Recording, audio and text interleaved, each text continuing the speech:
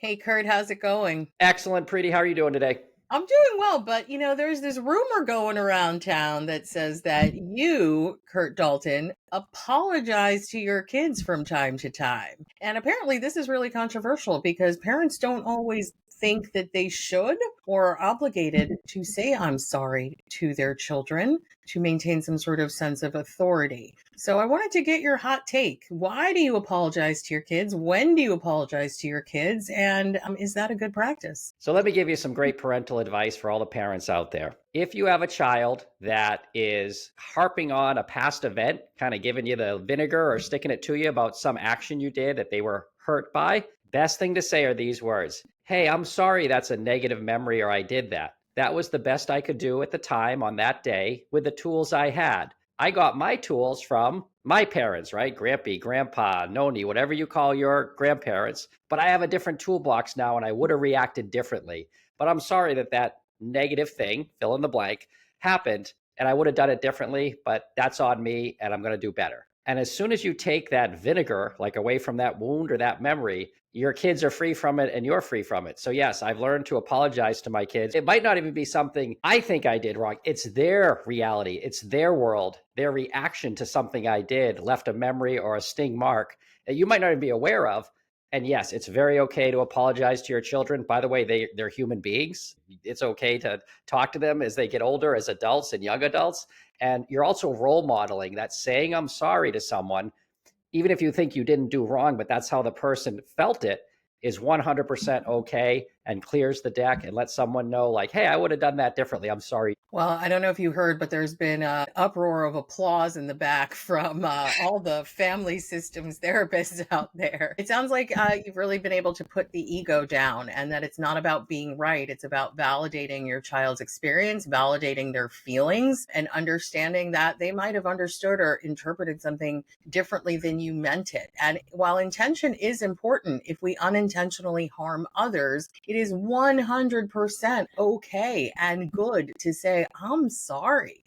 And with no caveats, with no disclaimer, I'm sorry that you felt that way. No, no, no. I'm sorry that I hurt your feelings. I think that that is the healthy way to move through relationships. And, we did a video recently about mea culpa. It disarms the situation, as you said. Like, you can take something that is escalating and use the words, I'm sorry, to stop it from happening. Because, when feelings are heightened, when emotions run high, often we are not able to think rationally and move through our pain. And I'm sorry brings us all down to a level of, I see you, I hear you, I understand you, and I don't want you to feel bad. I care about you. Yeah, and you nailed it, right? Getting the ego or the little one or your wounded child out of it, not engaging with, well, I didn't mean it that way. And that's not what happened.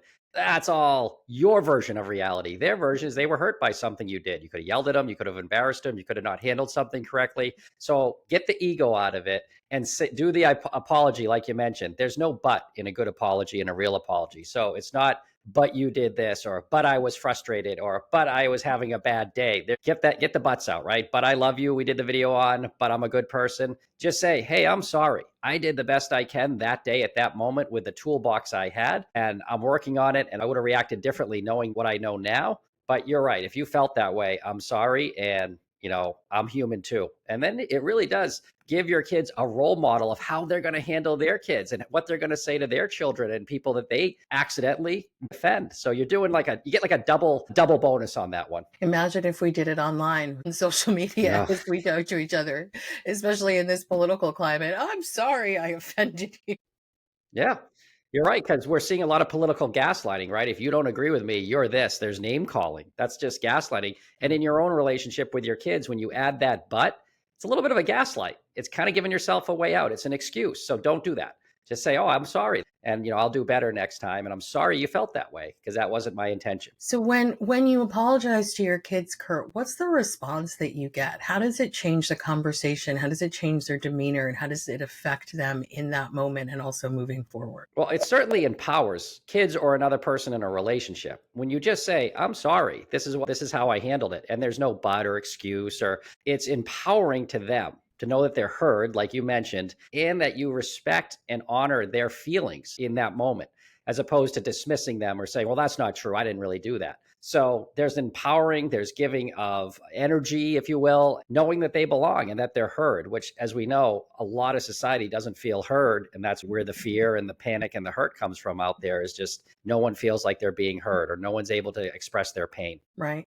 And on the flip side of it, there's reciprocity. If we're modeling that in our relationships, then it's also an expectation that that's going to be provided for us as well. And we want to be in healthy relationships where we're able to say we're sorry, but we're also surrounding ourselves with people who are also able to say, I'm sorry. And if you're in a situation with somebody and maybe it's not a situation that you can change, maybe your parent never says, I'm sorry. I have friends who will say, I had one parent who for the life of them could not apologize, and it really hurt them, and it's something that they carry in adulthood, and these are things that they remember. But the parent who's able to say I'm sorry, that is also something that they remember, and it is, as you said, something that they will model for their children. But there's no stored pain. There's no stored trauma. It isn't years of feeling dismissed and unheard and invalidated. It's actually something that cuts the pain in half. It heads it off at the pass. And it's not something that we have to carry with us forever. So it's definitely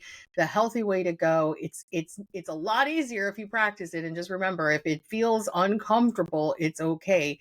Do it a few times. It won't feel uncomfortable, but also make sure that you're doing it with that it's a genuine and sincere attempt at communicating and connecting with your family member. You nailed the head on two things. One, you're correcting a stored trauma that won't continue forward and be passed on, that moment that they felt pain or they felt they were unjustly criticized. So that's gone. And two, they'll start saying you're sorry. I had it happen with one of my children this week where he slammed the door kind of hard, thinking it was a funny joke. I'm like, what are you doing? That's my car. Don't do that. And he goes, oh, I'm sorry, Dad.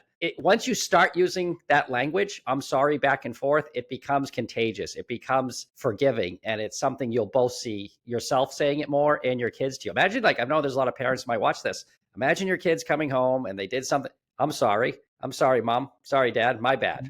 Like, I'm sure there's many parents going, not possible. No, that's never going to happen. But it is. If you start role modeling it, they'll do it too. That's right. And there's something about your family in particular that I've noticed, and that there's unity. I mean, you all care about each other very deeply. Yep. So your sons care about one another. They have each other's backs. And it is very directly because you've set this tone of, we care about one another. We care about feelings. Feelings matter in this family. We are kind to one another. We nurture one another. And there is a reciprocity there. And it's not just between you and them. They do it amongst themselves as well. It's pretty cool. Yeah. And it's definitely, obviously traditional upbringing of men, depending on your culture and ethnicity, we bury it. We don't say, I'm sorry. We don't acknowledge, pain. We just bury it down and either drink or keep it buried for the rest of our lives. It's like, it's okay, especially to your kids. It's hard maybe to a spouse because there's a lot of more things going on to apologize. But your own kids, you can say, oh, I'm sorry. I messed that up. I'm human. Again, I did the best I could with the tools I had that day. There was never an intent to hurt you. It's just that's the best I could do that day with what I had learned. And again, hopefully you're working on it and creating new opportunities and avenues to express yourself so you can correct it going forward. So there's almost no reason if you hurt one of your kids to not say, I'm sorry. Well, we talk about healthy relationships between parents and children and how to help your child thrive at mayaforlife.com. Please look us up at mayaforlife.com, and you can schedule a call with us. You can have a Zoom meeting with us, or you can just come in and we can chat with you. We'd love to see you. Sounds good. Yeah, check it out, Maya for Life. So Maya, the number 4life.com, and working with teens and parents and going over this stuff so you guys have better lives too. Great. Thanks, Kurt.